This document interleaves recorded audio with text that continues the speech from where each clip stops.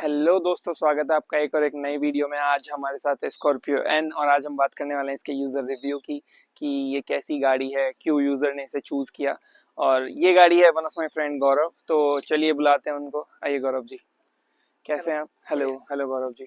आज हम बात करने वाले हैं गौरव जी के साथ मिलके कि क्यों इन्होंने ये गाड़ी चूज़ की, इनकी क्या प्रायोरिटीज थी कि इनको स्कॉर्पियो एन समझ आई, और क्यों इन्होंने क्लासिक या कोई और कंपटीशन नहीं चेक किया, और अगर किया भी तो क्यों उसे रिजेक्ट किया।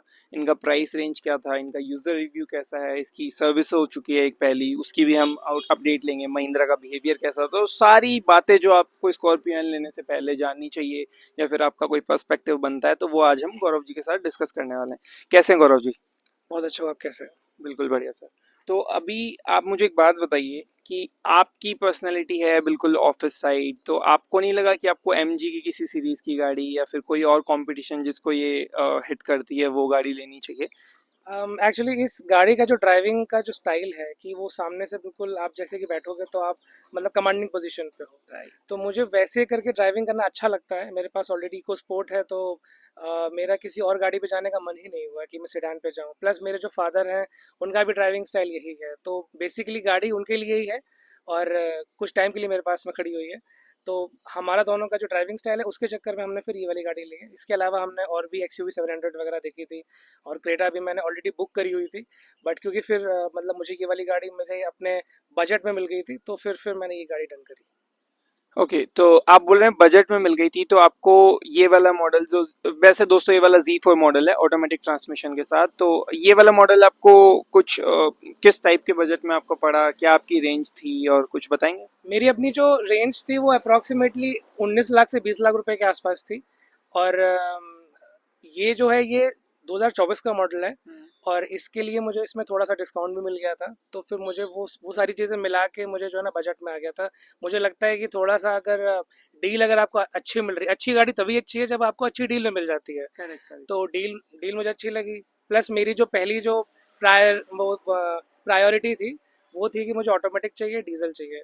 तो इसके लिए मैंने ये और मतलब क्रेटा दोनों ही रखी हुई थी। बट इसमें पावर ज़्यादा है, इसमें कंफर्ट ज़्यादा है, ये गाड़ी थोड़ी बड़ी है, 7 सीटर है। तो फिर ऑब्वियस सी चॉइस हो जाती है कि फिर मुझे ये गाड़ी लेनी थी। तो दोस्तों अब देखते हैं कि बड़ी गाड़ी ऑब्वियसली ये है, टू बी ऑनेस्ट आप देखेंगे तो काफी मैसिव साइज आपको देखने को मिलेगा। और अब अगर मैं गौरव जी आपसे पूछूं, अगर आप बताएं हमारे दर्शकों को कि किस प्रकार का आउटपुट आपको अभी तक इसका लगा। आपको शायद एक महीना हो गया है, राइट? हाँ, पावर आउटपुट इसका बहुत अच्छा है। इसमें 170 एनएम का जो सॉरी 170 बीएचपी का पावर है।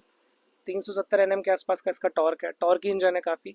अगर आप गाड़ी पे के एक्सेलरेटर पे अगर आप पैर रखोगे तो गाड़ी भागती है। और जो है ना ड्राइविंग स्टाइल जैसे मैंने जो कहा था कि मुझे गाड़ियाँ वैसी अच्छी लगती हैं कि अगर मैं कुछ अगर कहूँ गाड़ी को करने के लिए तो गाड़ी करनी चाहिए कि गाड़ी भागे। तो इसके लिए फिर अभी तक मुझे इस गाड़ी का जो ओवरऑल जो एक्सपीरियंस है वो बहुत अच्छा लग रहा है। कुछ अपने हैं नेगेटिव साइड्स हो सकते हैं गाड़ी के मेंटेनेंस को लेके, गाड़ी के जो मतलब उसका यूज़र एक्सपीरियंस है, आफ्टर सेल्स का जो है सर्विस है, वो अभी एक ही सर्विस हुई है। उसमें भी थोड़ा बहुत तो मुझे मिल गया कि हाँ, महिंद्रा है तो वही थोड़ा बहुत तो रहेगा। तो वो है। बात बाकी अभी ओवरऑल जो एक्सपीरियंस है कि मतलब ना फैमिली बैठी तो फैमिली को भी कंफर्टेबल लगी। स्कॉर्पियो जो क्लासिक है वो मैं ऑलरेडी बैठ चुका हूँ, मेरी और मतलब फैमिली मेम्बर्स के पास में है।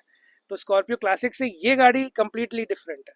बस एक नाम है स्कॉर्पियो एन, अदरवाइज जो गाड़ी में जो कंफर्ट है, जो राइडिंग मतलब क्वालिटी है, वो उससे मच बेटर है कि इसमें बॉडी रोल बहुत कम है, बॉडी रोल। तो जैसा कि आप देख सकते हैं इन्होंने काफ़ी गाड़ियां ट्राई भी की, और XUV 700 सफारी या फिर कोई सेडान की भी अगर बात करें, तो इन्हें इन्हें या किसी भी नॉर्मल यूज़र को अगर आप देखें तो ये गाड़ी देखने के बाद या चलाने के बाद आई कैन से कि मुझे नहीं लगता कोई और गाड़ी कोई भी प्रेफर करेगा अनटिल अनलेस उनका यूज केस थोड़ा सा अलग हो। अच्छा, एक चीज है जैसे कि इसका साइज बहुत मैसिव है, तो उसको लेके कुछ कमेंट्स की क्या इश्यूज, या आपको अच्छा लगा या कैसा रहा?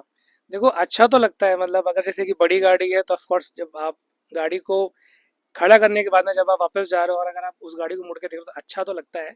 लेकिन हाँ, जैसे जहाँ पे हम लोग रहते हैं आप भी जानते हैं वाकई में कि पार्किंग की बहुत बहुत इश्यूज है, ठीक है ना। तो बहुत ही कम से एरिया में इतनी बड़ी गाड़ी को फिट बैठाना, that is all together is a different challenge. अच्छा, यू टर्न्स और जैसे कि कभी मोड़ना हुआ गाड़ी को भीड़ में या फिर ट्रैफिक के अंदर इसको जज करना हुआ ड्राइविंग के कॉर्नर्स को लेके, वैसे कॉर्नर्स का इशू इसमें रहता नहीं है यूजुअली, बट फिर भी उसको लेके कुछ प्रॉब्लम्स इसके ए पिलर्स को लेके थोड़ा बहुत आपको कभी फील हुआ हो? स्टार्टिंग में थोड़ा थोड़ा सा लगता है, 2-3 दिन के बाद में फिर आप मतलब ना यूज टू हो जाओगे कि हाँ कहाँ पे इसके मतलब ना कॉर्नर है, कहाँ तक हमारी गाड़ी जा सकती है।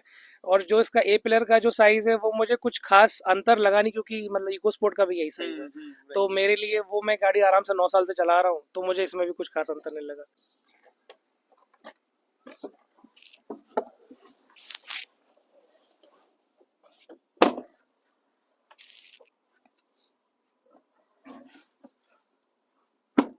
हम आ चुके हैं गाड़ी के अंदर।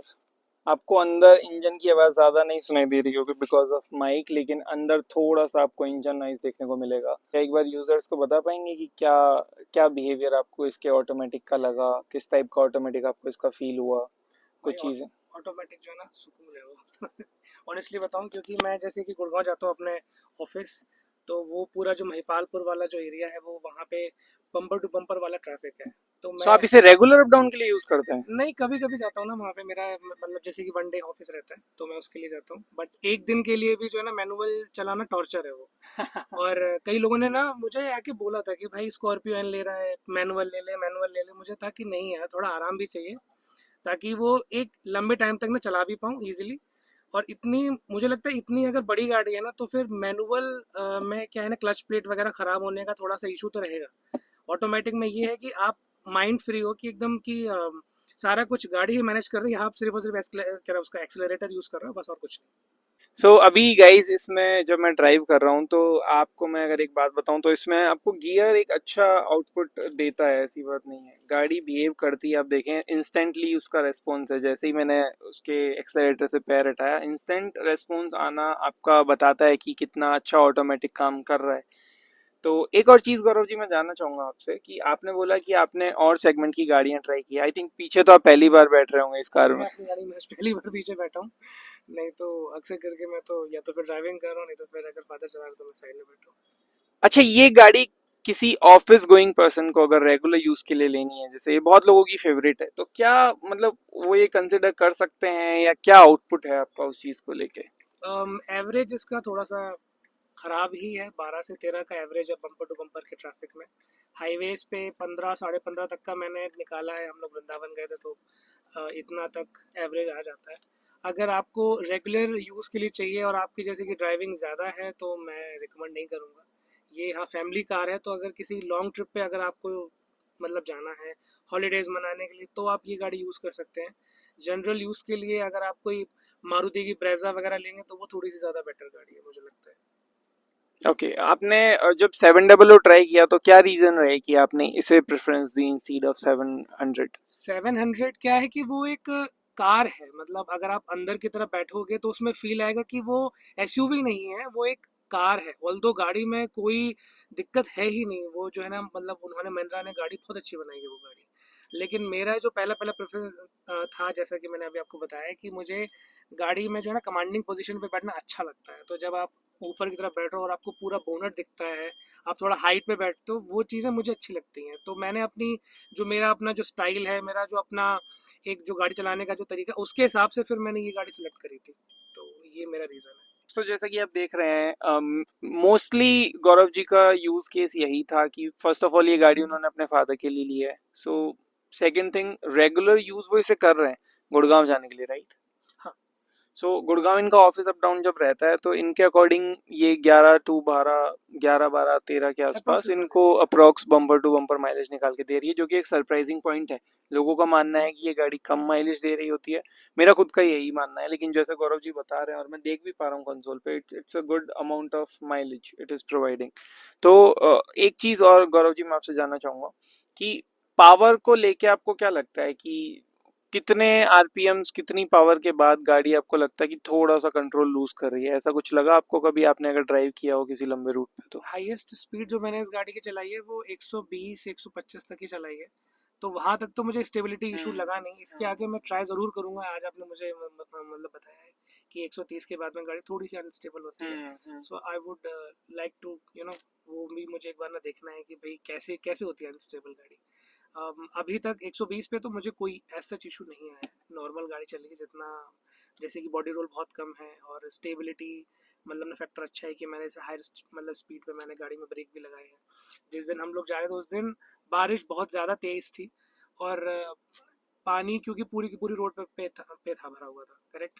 तो उस टाइम पे भी गाड़ी जब मैं स्पीड से निकल भी रहा था तो गाड़ी ऐसा नहीं हुआ कि गाड़ी अनबैलेंस होके यहाँ वहाँ जा रही थी, क्योंकि गाड़ी का वेट बहुत ज़्यादा है। तो एक उस चीज़ का मुझे थोड़ा सा बेनिफिट मिला था कि गाड़ी स्टेबली चल रही थी। थोड़ा सा तो आपको फील होगा ही होगा जब मतलब जो टायर होते हैं वो पानी में थोड़े से फ्री हो जाते हैं, तो उतना उतना फील था, लेकिन गाड़ी अनस्टेबल कहीं पे भी नहीं थी।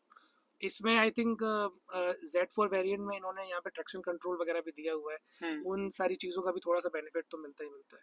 Z4 में आपकी ऑलमोस्ट मेरी जो रिक्वायरमेंट थी वो सारी की सारी फुलफिल हो रही थी कि हिल जो मतलब होल्ड असिस्ट है, हिल डिसेंट कंट्रोल है, ट्रैक्शन कंट्रोल है, ऑटोमेटिक म्यूजिक सिस्टम है। ओवरऑल जो मुझे जो चीज़ें चाहिए होती हैं वो मतलब न मिल रही थी। मेरे लिए मेन जो मेरा फोकस रहता है वो है मतलब गाड़ी की मशीन पे, गाड़ी की कितनी पावर आ रही है। गाड़ी को चलाते हुए आपको आपके चेहरे पे स्माइल रहनी चाहिए कि अगर मैं किसी चीज़ को ओवरटेक कर रहा हूँ तो मैं अपने विल पे उसको मैं ओवरटेक कर जाऊँ। ऐसा ना हो कि मैं मतलब एक्सेलरेटर पे मैं बस प्रेस करके बैठा हूँ और मतलब गाड़ी का आउटपुट थोड़ी सी देर में आ रहा है, उस टाइम तक गाड़ी निकल गई दूसरी। तो मेरा ये रहता करेक्ट करेक्ट। तो पावर तो देखिए दोस्तों इसमें बहुत अच्छी देखने को मिलती है, उसमें तो कोई बोलने की बात ही नहीं है। अच्छा, जैसे कि आपने बताया पहली सर्विस इसकी हो चुकी है, है। हाँ तो क्या रेस्पॉन्स रहा गाड़ी का, या फिर उसके बाद, या महिंद्रा की सेल्स का, सर्विस का क्या रेस्पॉन्स था? हाँ, ये एक थोड़ा सा ना नेगेटिव पॉइंट है। मैं जैसे ही कल मैं मतलब गया था, गाड़ी की पहले पहले सर्विस थी और मैं वहाँ पे वेट कर रहा हूँ कि कोई आएगा एडवाइज़र। उन्होंने मुझे एक छोटी सी ना पर्ची बना के दे दी कि ये आएंगे आपसे मिलने के लिए। अब 5 मिनट हो गए, 10 मिनट हो गए, आधा आधा घंटा हो गया, मैं दोबारा गया।